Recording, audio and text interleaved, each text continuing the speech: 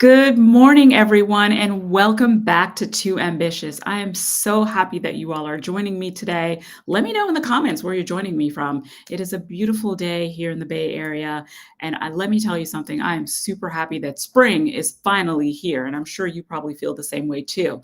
Now, if this is your first time joining Too Ambitious, let me tell you what this show is all about. This is a show that celebrates Black women and women of color founders who are change makers, innovators, disruptors, and as you could probably guess, pretty ambitious. So I am super happy to have my next guest on today. Let me share a little bit more about her. So today I have visionary leader Asabe Vincent-Otiono is here in the studio with me. That's right. She is the CEO founder of VIOU, a global visual content marketplace powered by AI and geolocation. Amazing. She's bridging gaps in representation. VIOU empowers visual story leaders worldwide. Now, Asabe has launched 3 successful startups. That's right, 3. And now she's revolutionizing how we think about storytelling with diverse perspectives in media, culture, and beyond. Now, I want you guys to show her so much love. Give her all the emojis. Let her know that we love that she is joining us today. Please welcome Asabe Vincent-Otiono to the show. Thanks, Trish. I might have to record that. So every morning when I feel shitty, I just listen to you and be like, "You've done all this." So that when I get a no from an investor, I'm like, "Well, you know who you are." So I appreciate that. Of course, of course. Listen, we've got to celebrate our wins.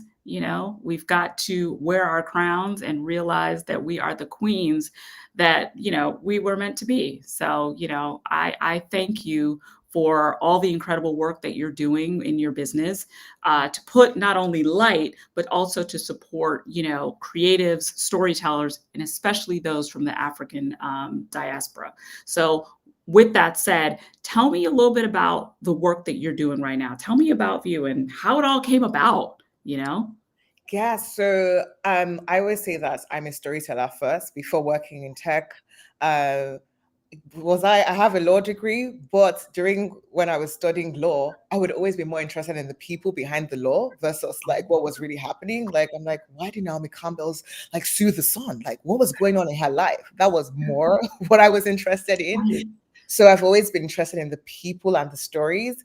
And so after that, I went into journalism school.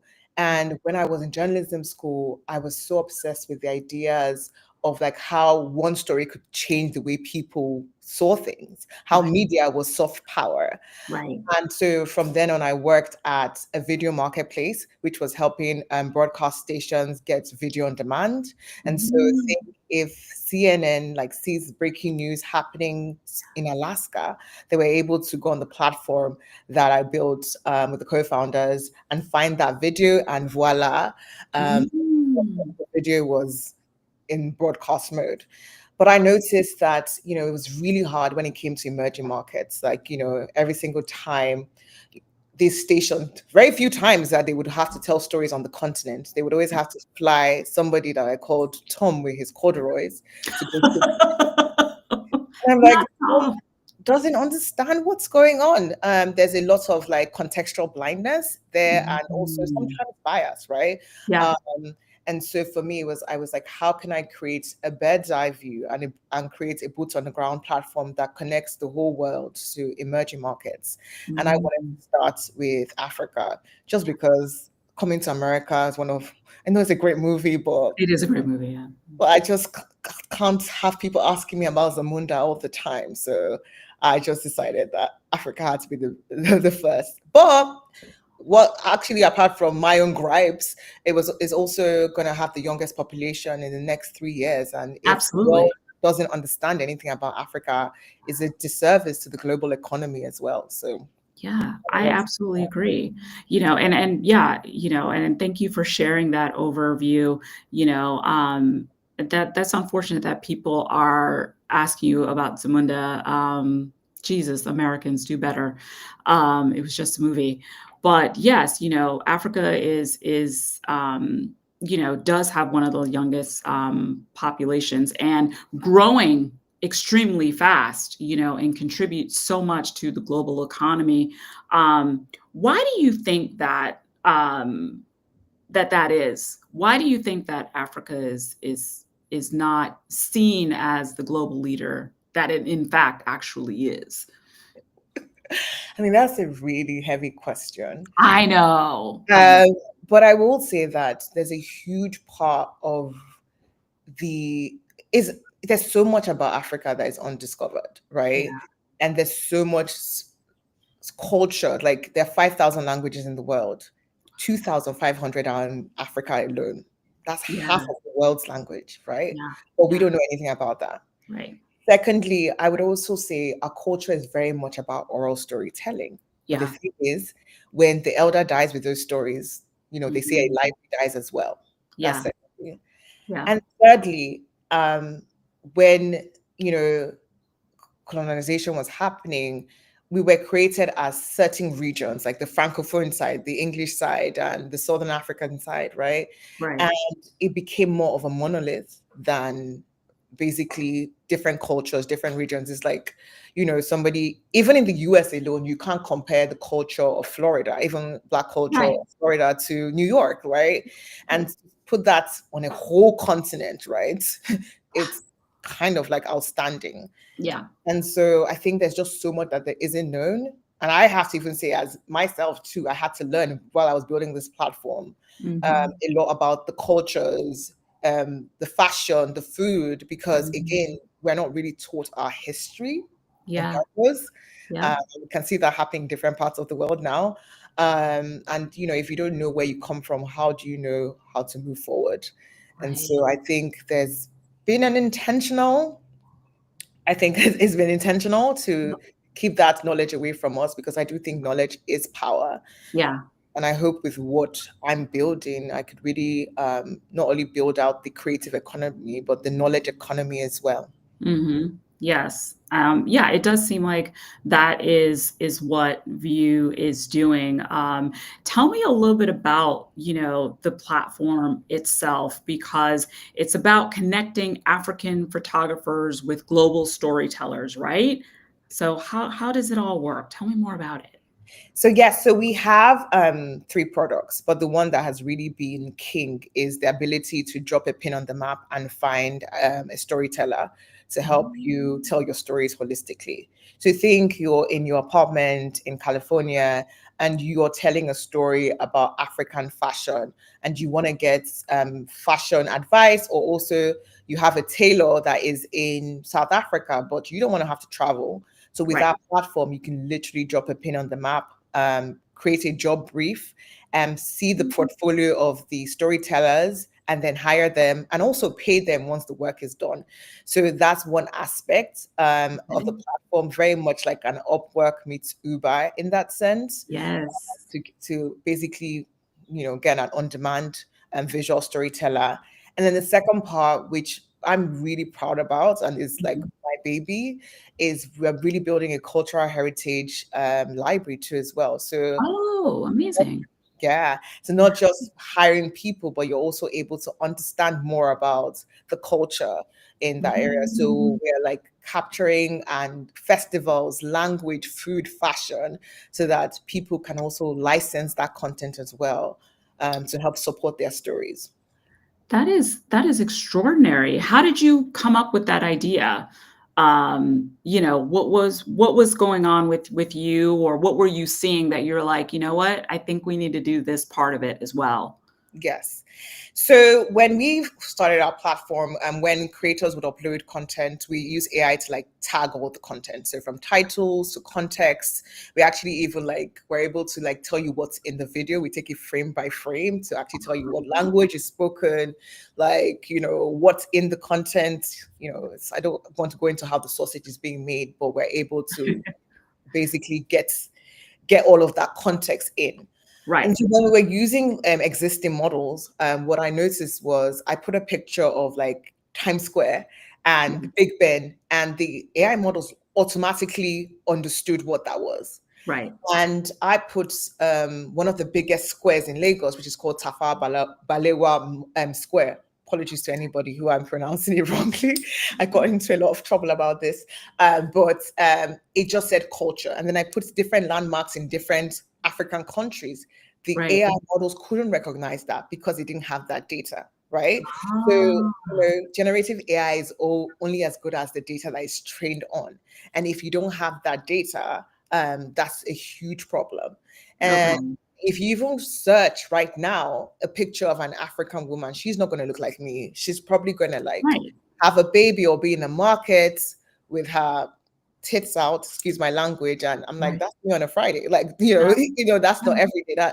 And so there's this gap of data that represents the African market. And we decided to like, okay, this is an issue. AI is leapfrogging so fast daily, but still we don't have the pictures and videos that represent us. And Right. there's also the issue with contextual blindness in terms of this in AI, because Yeah. if you just see a picture, you don't understand what is going on behind there. So Right. it's like seeing people in the market braiding their hair, automatically the bias would be like, that's just poverty. But that could just be Right. people just doing the same thing. But Living their lives. Yeah.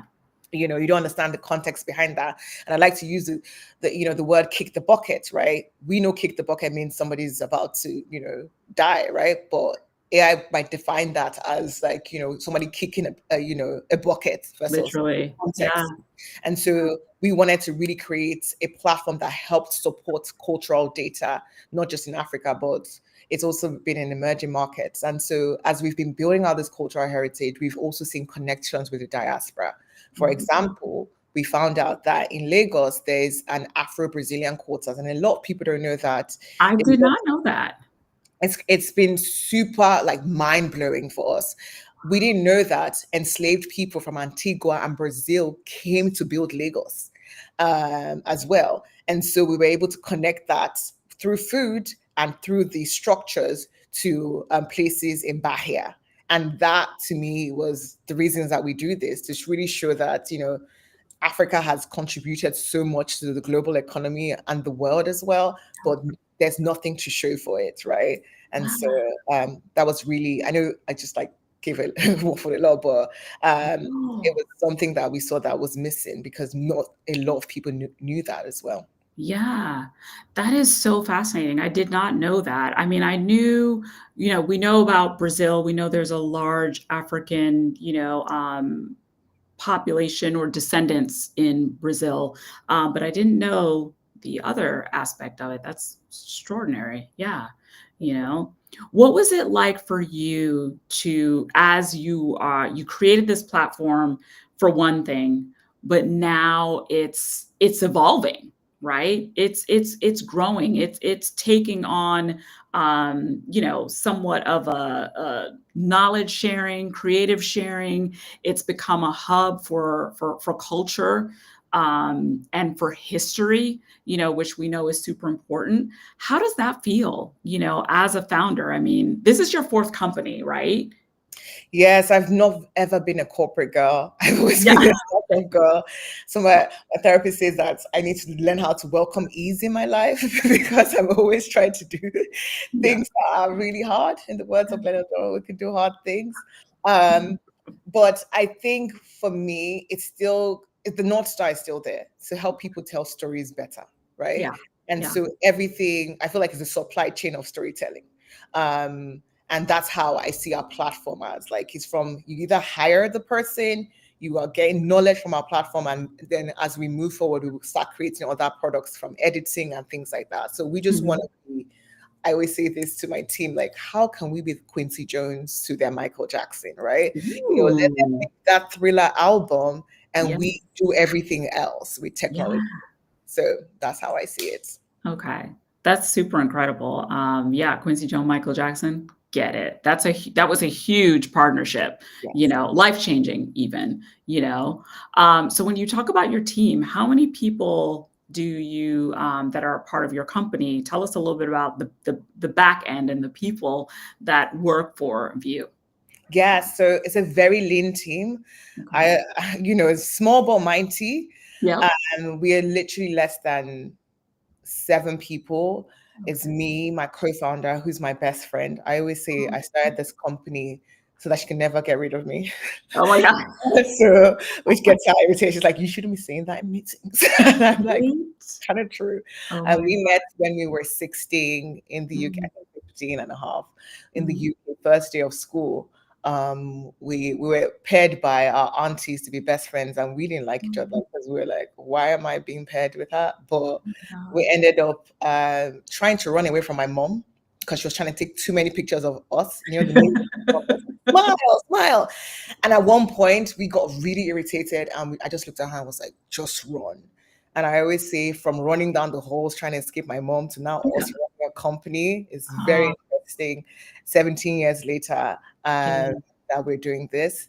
And so Amazing. she is more, I always say she's corporate. She worked in the biggest bank in Oh, Nigeria. She wow. understands emerging markets, helped them launch the bank in 18 different African countries. Wow. So Okay. she's finance, like she just gets project manager, gets it done. Yeah. Uh, and I am creative and I still have my product background, but it's a great marriage because she's able to like keep me on the ground because she'll be Yeah. like, I want to go to the moon. I want to go to Mars. I want Yeah. to see everything. And I'm like, we could do this. And she's like, no, look, let's start this. Get Right. let's stay on the ground. Yep. Let's do Yep. this now. And Yep. so it's been a great partnership as well. And then our CTO, he's a DJ, but also has a master's in AI. So he's able to use his right and left brain. And for a lot of engineers, Yeah. that's not everything. And because Yeah. we knew that we wanted to create a product that was very creative too as well, I needed somebody that could take my crazy ideas and understand what Right. ways we could like translate that into Right. technology. And Yeah. he sold his first company before he was 20 to his college. So he also is an entrepreneur and has a background in computer vision. So he understands Wow. the importance of like data and machine Right. learning and all of that. So it's actually been really Incredible. good. And Yeah. and he and my co-founder, they kind of share, I guess, like kind of like a godfather or a mentor in that sense. So it's Right. really, it's really like we're all stuck together at this point because we all see you at a family event if this doesn't work out. Right? That And is that is so, incredible because it feels like you've built, like, a nice family there, you yeah, know? And I know in corporate, people are like, "Eh, it's not family," but, this is a little bit different, you know? It feels like you all are drawing on everybody's strengths to build something new and innovative, and, you've got your co-founder who, they always say that's kinda like the best partnership, having the yin and the yang, yeah, when you're finding a company. When you're talking about your company, my I have a million questions, but like, is your team global? Is everybody kind of around the world? yeah. Yeah.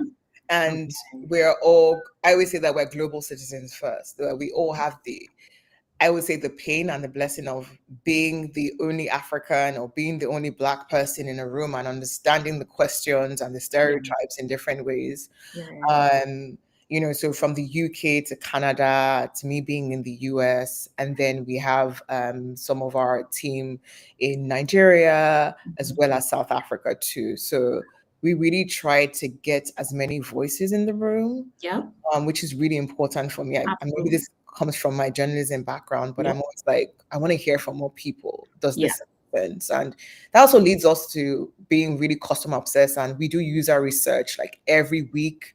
We talk to different creatives in different African countries and even in the Caribbean too. We just spoke to somebody in Haiti the other day just to understand what were some of their issues too with creating. Is Mhm. payments an issue too in that part of the world as it is for us to. So Wow. every week we make sure that we have a day just for user research, just to understand what are people saying. Because I'm like, I can bake you a pie, but if how will I give you the pie? And then I find out later that you're allergic to cheese, so we kind of have to do it together in that Yeah. sense. Super smart. I love it. I love what you're building, and I love your approach to, connecting with your customers in a real way. Do you enjoy being a manager? Depends on the day. Okay. All right. I've been a manager all my life. I'm the first of 8 kids. So you Oh, kind of, okay. yeah, so being Yeah. a manager is normal to me. Yeah. But I also do enjoy the research aspect. I also do enjoy, like, I'm always on every user research call because I just want to know what people are thinking. And that is my curiosity as a journalist first. Right. But also I know that as a manager, and I've managed many teams in the startups I'd worked at, I was hiring the first employees. I was managing a team of 100,000 videographers across different time zones. I manage a breaking news desk as well. And I always say that I'm always people first. And maybe this will go against what most people say, but I really do care about people and making sure that they're happy. And one of the things I always say to my employees or the people I work with is like, at the end of the day, I want you to be successful, whether with me or somewhere else. And anywhere Right. I can help support you with, you Right. tell me. And so sometimes I'm even telling them, put this in your resume. Like, and a co-founder is like, she's always like, if you let her, she would take 2 hours telling you how to brand yourself and show up as you. But at the end of the day, Oh, that's I sweet. know that that's the most important thing. Yes, I want them to do work well, but I think for me, the legacy is knowing that they've gone to build something else or do something in a way. And so, and maybe because both my grandmother was a teacher, my mom Yeah. had a school too. So for me, it's always like, how can I like literally help increase their skill set, not just within the company, but outside as well. So I would say I know how to manage, and that Yeah. has been in me. Yeah. But I also do enjoy the research as well. Yeah, for sure. I think it's a great skill to have is managing people, but knowing how to manage them with empathy and to realize that it is human first. Mhm. People are not robots. So, we have to treat them as human beings first and then go from there. So Yeah. it seems like you're doing just that. And I love that. When you think about VIOU and, the future of your company, what is it that you see? What's next for you and your company? I really want us to really capture the African market, and no pun intended, be a bird's eye view Yeah. into people understanding and also empowering the youth as well. Education is also a huge part of Yeah. what we do our view to. So we have a go-to-market, which where we're working with university students to basically teach them Nice. how to be storytellers and how they can Amazing. make money through the content that they post every day on Instagram. And Perfect.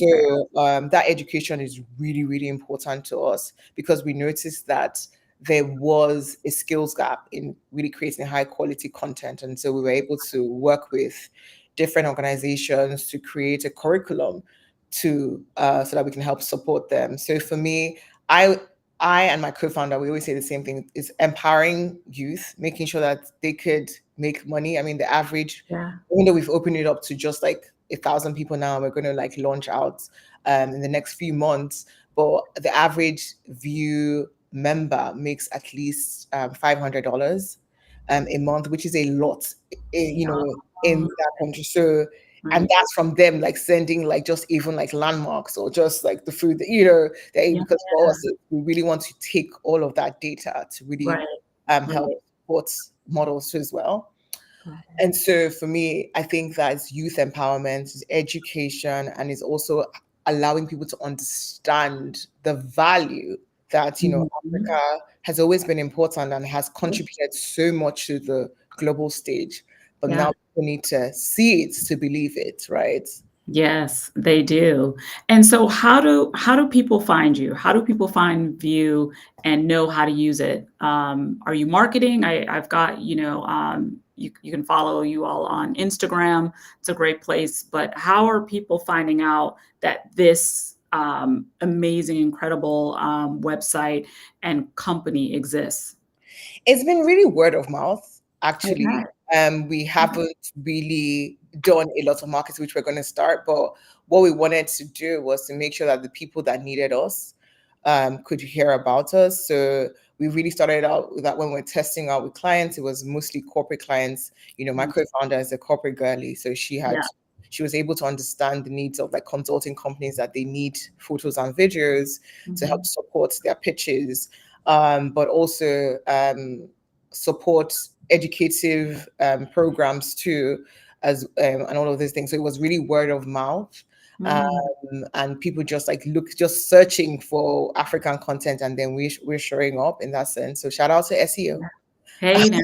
Listen. And so it has really been like just like referrals and word of mouth, and I'm Yeah. super grateful because it just shows that we're doing great work.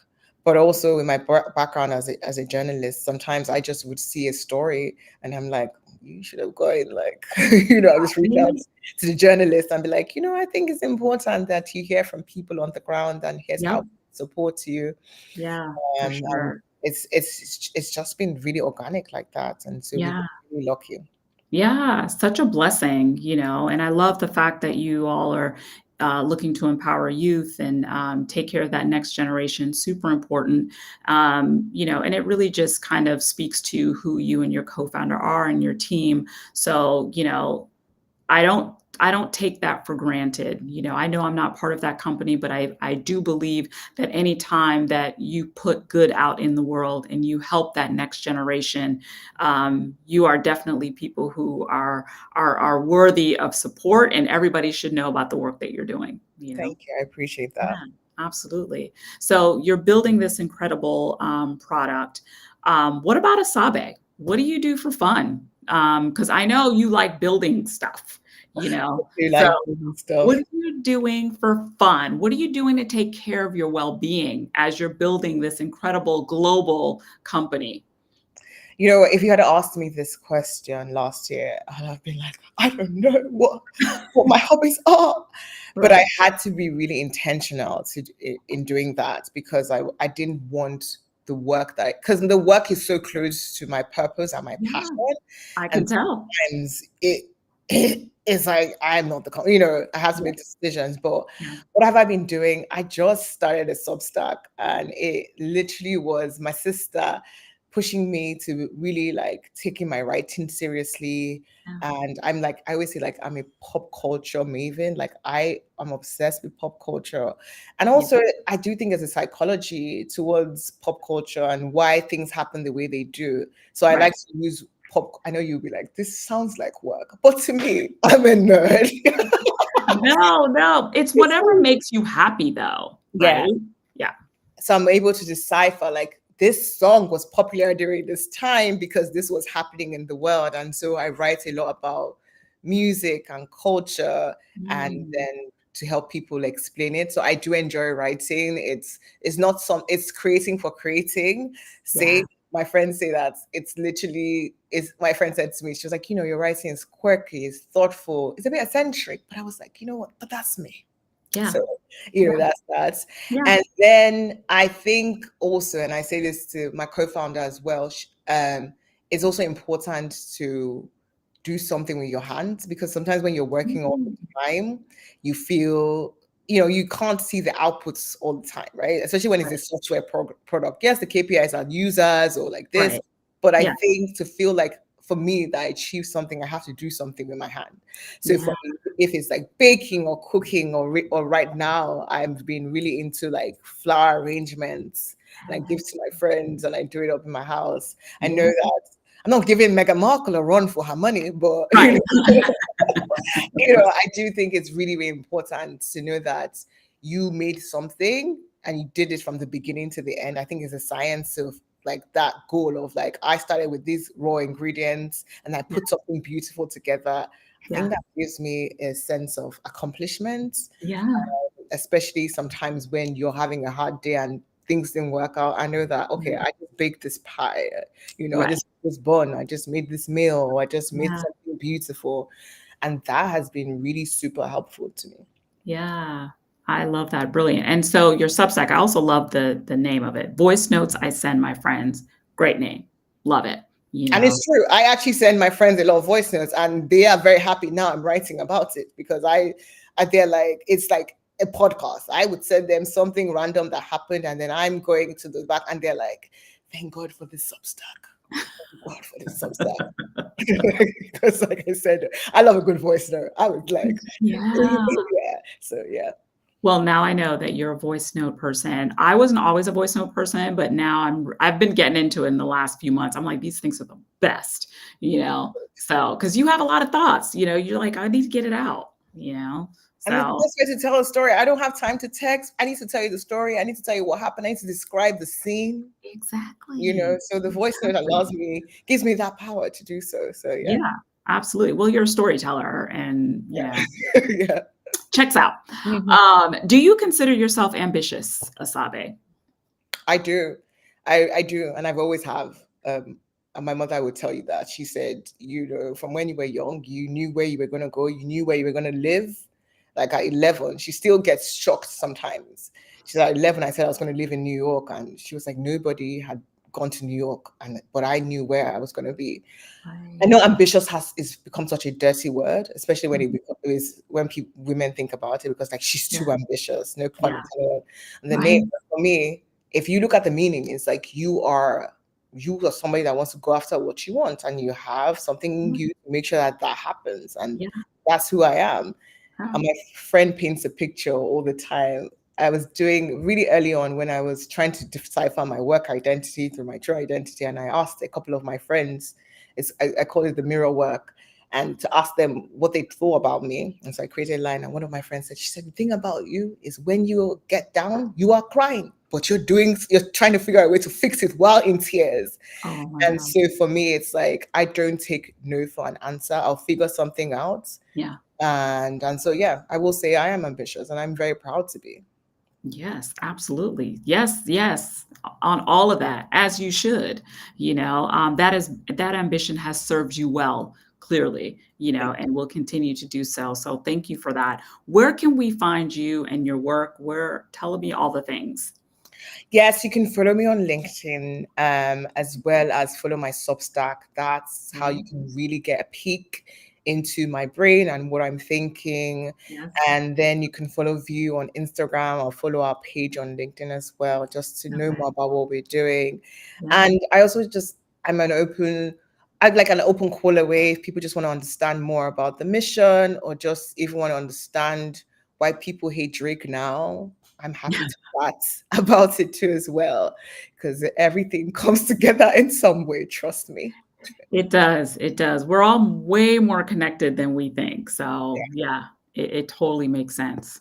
Well, Yes. awesome. Awesome. Well, I really appreciate you taking this time to be with me and be with our lovely audience who's here to Thank you. Yeah. support. So, thank you, and thank you for all the great work. And I'm already thinking of ways. I'm like, how can I like work with you? Like, this is good stuff, you know. So, so thank you for being on the show today. I just also want to add, and I want to also give you your flowers. Oh, I just want to tell you, I don't know if Trish is always interviewing people, but Trish actually interviewed me for a role a few years ago. But the care, we'll talk about being a good manager, and the yeah. questions that she asked were so intentional that I never forgot her. And she Oh, constantly always gives a platform to women, to people, to support them in any way that she can. So I just want to give you your flowers here, because I'm into flower arrangements, but I want to give you your digital flowers now, just to say thank you. I see the work you're doing. You don't have to do it, but you do it out of your heart. And even when I was like applying for that role, you were yeah, able to sit and explain things to me and say so much. So just yeah, want to give you your flowers here and say thank you for this platform that you're building, because it's been really good knowledge sharing too as well, to hear that we are not alone in this work that we do, and we're so much in our silos sometimes, but having this page and having the people that you talk to helps us like be seen. So I'm yeah. so grateful to you. Thank you so much. That was very sweet. You are not gonna make me cry, Asabe, on this. We Okay. always laugh over here. We laugh through our tears. Not throughout you. Yes. So, but thank you for that. I really appreciate that. And, you know, you and I will continue to be connected and, you know, support each other's work because that's what it's all about at the end of the day. So, you know, so thank you, you know. Thank you. Yeah. All right, everyone. We will see you next time for another episode of Too Ambitious. I'm so happy that you all were here to have this conversation with us. I bet you learned a lot, right? Of course you did. So I will see you next time for another episode of Too Ambitious.